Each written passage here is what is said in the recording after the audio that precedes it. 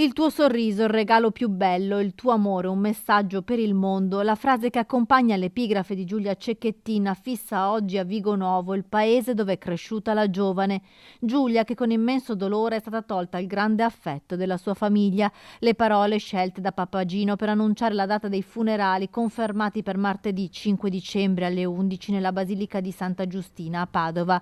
2 i maxi schermi già montati per consentire alle oltre 15.000 persone previste di partecipare all'ultimo saluto, uno sul Sagrato e uno in Prato della Valle. Il nulla osta alle esequie dopo la lunga autopsia sul corpo della 22enne laureanda in ingegneria.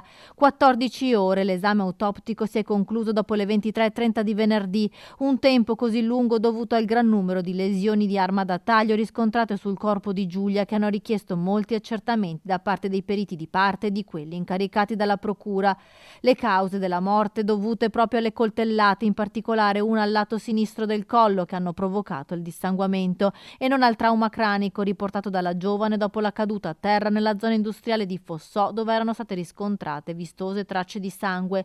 Infine l'esame autoptico non avrebbe rilevato tracce evidenti né sulla bocca né sulle mani di Giulia di legature con lo scotch. Un pezzo di nastro adesivo con tracce di capelli era stato repertato proprio nel luogo della seconda aggressione alla giovane. La ragazza dunque potrebbe essere stata colpita a morte con il coltello ritrovato nell'auto di Filippo Turetta dopo essere stata caricata nella macchina dopo l'aggressione a Fossò. Nel frattempo emergono altri particolari del lungo interrogatorio di Filippo Turetta avvenuto ieri nel carcere veronese di Montorio. L'amavo, la volevo per me, non accettavo che fosse finita. Quella sera mi è scattato qualcosa in testa, ho perso la testa, ha affermato parlando di delitto d'impeto.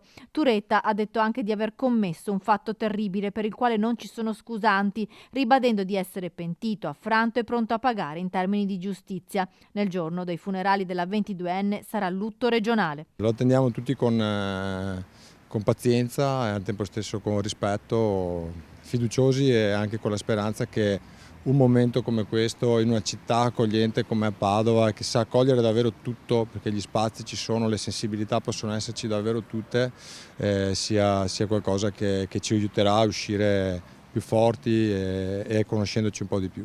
Poi alle 14 a Saonara l'addio privato della famiglia Cecchettin, che ha chiesto non fiori ma opere di bene in memoria di Giulia.